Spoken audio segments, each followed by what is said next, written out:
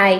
ఈ video most of the male పర్సన్స్కి నచ్చకపోవచ్చు, ఎందుకంటే ఇది ఆల్కహాల్ రిలేటెడ్ వీడియో అనమాట. ఆయుర్వేదంలో ఆల్కహాల్ మెడికేషన్స్ లైక్ డిఅడిక్షన్ కోసం, ఆల్కహాల్ మందు మానేయడం కోసం మందులు ఉన్నాయి కదండి మేడం, మాకు మానుకోవడానికి హెల్ప్ చేస్తారా ఆయుర్వేద రిలేటెడ్గా అని ఆఫ్లైన్లోనే కాదు ఆన్లైన్లో కూడా చాలామంది కన్సల్ట్ అవుతుంటారు. మీ అందరికీ నేను చెప్పేది ఒకటే, స్టార్టింగ్ స్టేజెస్ ఎయిదర్ మీ సన్ కావచ్చు, ఎయిదర్ మీ బ్రదర్ కావచ్చు, ఆర్ మీ హస్బెండ్ కావచ్చు.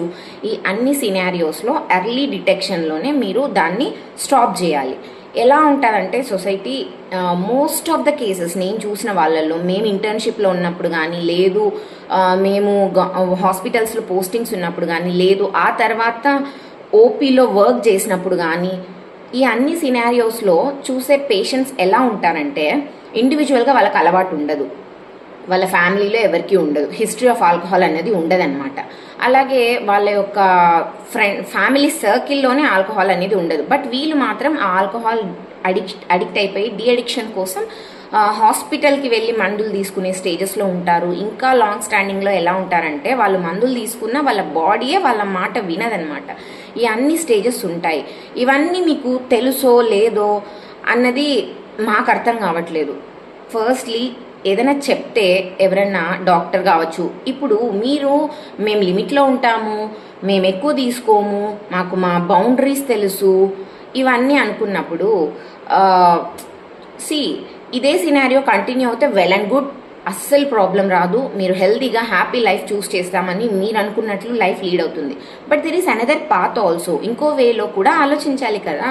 ఇఫ్ ఎట్ ఆల్ ఒకవేళ ఫ్యూచర్లో ఈ హ్యాబిట్ అన్నది ఇంక్రీజ్ అయినా, మీ యొక్క అలవాట్లు అన్నవి ఎక్కువైనా, మీ యొక్క బాడీలో వేరే other diseases like high BP కావచ్చు, ఇంకా కొలెస్ట్రాల్ రిలేటెడ్ ఇష్యూస్ కావచ్చు, ఇంకా హార్ట్ బ్లాకేజెస్ కావచ్చు, ఇస్చీమ్ కండిషన్స్ అంటారు, ఈ అన్ని కండిషన్స్లో కూడా ఆల్కహాల్ అన్నది అస్సలు తీసుకోకూడదు. కాంట్రాడిక్షన్ అలాంటి కేసెస్లో మీ బాడీ పడదు అన్న గ్యారంటీ మీకు ఉంటుందా?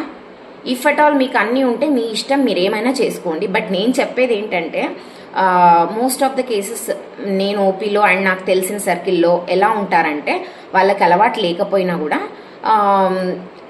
లైక్ గ్యాదరింగ్స్లో కావచ్చు, లేదు అంటే ఫ్రెండ్స్ సర్కిల్లో కావచ్చు, వీళ్ళు ఏంటంటే ఫస్ట్లీ ఒక బాధ్యత గల ఇండివిజువల్గా భూమి మీద ఉండే ఒక మనిషిలాగా ఆలోచించి మీరు చేయాల్సింది ఏంటంటే, మీరు అన్ని లిమిట్లో ఉంటాను, నా హ్యాబిట్స్ నాకు ఉంటాయి, నేను హెల్తీగా మెయింటైన్ చేసుకుంటానంటే మీ ఇష్టం, అది మీ individual choice. But for God sake మీరు ఇంకొకరిని ప్రేరేపించొద్దు, మీరు ఇంకొకరిని మందు తీసుకోవడానికి ఎంకరేజ్ చేయొద్దు, అలాగే క్రిటిసైజ్ చేయొద్దు తీసుకోని వాళ్ళని. మేల్స్ మీరు నేర్చుకోవాల్సింది ఏంటంటే learn how to say no అన్నది కరాఖండిగా చెప్పడం నేర్చుకోండి.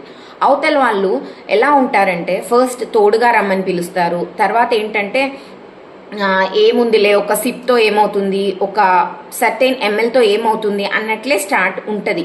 కానీ పోయే కొద్దీ ఇది ఇలాగే ఉంటుంది కదా అని మీరు అనుకోవచ్చు. ఒకవేళ ఎవరు అనుకున్నట్లు వాళ్ళ లైఫ్ని వాళ్ళు లీడ్ చేయగలిగితే సైకియాట్రీ అన్న బ్రాంచే ఉండకూడదు, ఓకేనా? సైకియాట్రీ హెల్ప్ ఎందుకు అవసరం అవుతుంది? మన మైండ్, మన బాడీ మన కంట్రోల్లో ఉండదు. ఒక certain group of people, not only mind related, వాళ్ళు మీరు healthy and happy life lead చేయడానికి చాలా హెల్ప్ చేస్తారు మెడికల్ బ్రాంచ్లో. బట్ నేను చెప్తుంది ఏంటంటే ఈ సినారియోస్ కూడా ఉంటాయి. సో మీరు ఎలా అయినా ఉండండి, అది మీ ఇష్టం.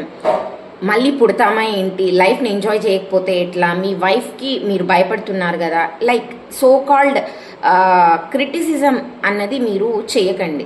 మీ ఇష్టం, మీరు ఎలా అయినా ఉండండి. బట్ ఇంకొకరిని మాత్రం దయచేసి ఆ యొక్క ఊబిలోకి లాగకండి, ఎందుకంటే ఫ్యూచర్లో ఎలా ఉంటుందనేది తెలియదు. ఇదొక సర్టెన్ కేసెస్. అయితే ఇంకో కేసెస్ ఎలా ఉంటాయంటే వాళ్ళు చాలా స్టేజెస్కి వెళ్ళిపోయి ఉంటారు, వామిట్స్ అవుతుంటాయి, జాండీస్ అవుతుంటాయి ఫ్రీక్వెంట్గా. ఎలా అంటే ఇంకా చావు అంచుల దాకా వెళ్ళి వెనక్కి వచ్చేసిన వాళ్ళు ఎంతోమంది ఉంటారు. వాళ్ళు డిఅడిక్షన్ సెంటర్స్కి వెళ్ళి, రీహాబిలిటేషన్ సెంటర్స్కి వెళ్ళి సర్టెన్ పీరియడ్ ఆఫ్ టైం అక్కడ ఇన్వెస్ట్ చేసి ఆ యొక్క మెడికేషన్స్ తీసుకొని సైకియాట్రీ ప్రాబ్లమ్స్ ఫేస్ చేసి వాటన్నింటినీ ఓవర్కమ్ చేసి మందులు వాడుకుంటూ వాళ్ళ యొక్క జాబ్స్లో వాళ్ళ యొక్క వర్క్స్లో ఫిట్ ఇన్ అయిపోయి ఉంటారు. మళ్ళీ వాళ్ళు ఎలాంటివి ఫేస్ చేస్తారంటే